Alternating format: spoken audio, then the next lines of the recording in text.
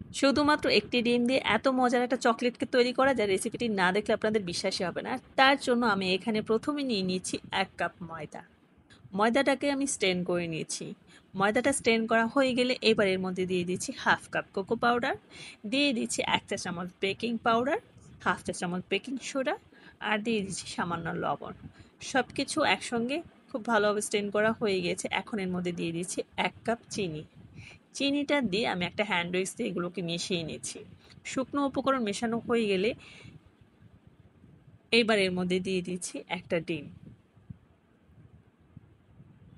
ডিমটা দিয়ে এখন আমি এর মধ্যে দিয়ে দিচ্ছি 1/2 কাপ টক দই, দিয়ে দিচ্ছি 1/4 কাপ সয়াবিন তেল, 1 চা চামচ ভ্যানিলা এসেন্স দিয়ে আবারও একটা হ্যান্ড উইক্স দিয়ে খুব ভালোভাবে মিশিয়ে নিচ্ছি। আর এর মধ্যে দিয়ে দিচ্ছি 1/2 কাপ কুসুম গরম পানি।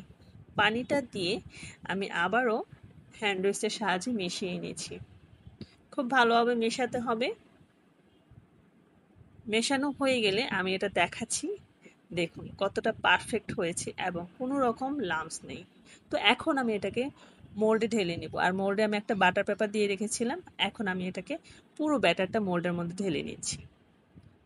ব্যাটারটা ঢালা হয়ে গেলে এবার আমি এটাকে একটু ট্যাপ করে নিচ্ছি।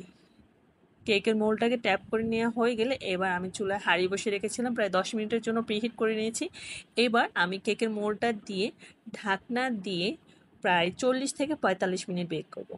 40 থেকে 45 মিনিট পর কেকটা আমার পারফেক্ট হয়েছে মাশাআল্লাহ। এখন আমি এটাকে চুলা থেকে নামিয়ে নিচ্ছি। নামিয়ে পুরোপুরি ঠান্ডা হয়ে গেলে তারপর কেকটাকে মোল্ড আউট করব।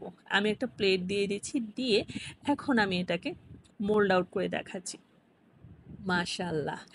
এখন আমি এটার বাটার পেপারটা খুলে নিচ্ছি, খুলে মাশাআল্লাহ দেখাচ্ছি কেকটা কতটা পারফেক্ট হয়েছে। আর চুলায় এইভাবে একটা ডিম দিয়ে যে এইভাবে একটা চকলেটকে তৈরি করা যায়, আপনারা চাইলে যে কোনো সময় যাদের বাসায় বাচ্চা আছে তারা অনায়াসে এই কেকটা তৈরি করে নিতে পারেন। সময়ও কিন্তু খুবই কম লাগে। তো কেকটা দেখতেই পাচ্ছেন মাশাআল্লাহ কতটা পারফেক্ট হয়েছে। এখন কতটা স্পঞ্জি হয়েছে আমি আপনাদের কেকটাকে একটু স্লাইস করে দেখাচ্ছি। মাশাআল্লাহ দেখতেই পাচ্ছেন কালার এবং কি বলবো, এত বেশি স্পঞ্জি ছিল আর টেস্টটা টোটালি ডিফারেন্স। সো এখন আমি এটাকে একটা প্লেটে নিয়ে নিয়েছি। খুবই ভালো লেগেছিল, আমার বাচ্চা তো একদম চেটেপুটে খেয়ে নিয়েছে। আশা করি আপনারা যদি বাসায় তৈরি করেন, আপনাদের যারা বাচ্চা কাচ্চা আছে তারাও পছন্দ করবে। তো আশা করি বরাবরের মতো আমার আজকের রেসিপি আপনাদের কাছে ভালো লেগেছে। আর যদি ভালো লাগে লাইক কমেন্ট শেয়ার করতে ভুলবেন না। আল্লাহ হাফেজ।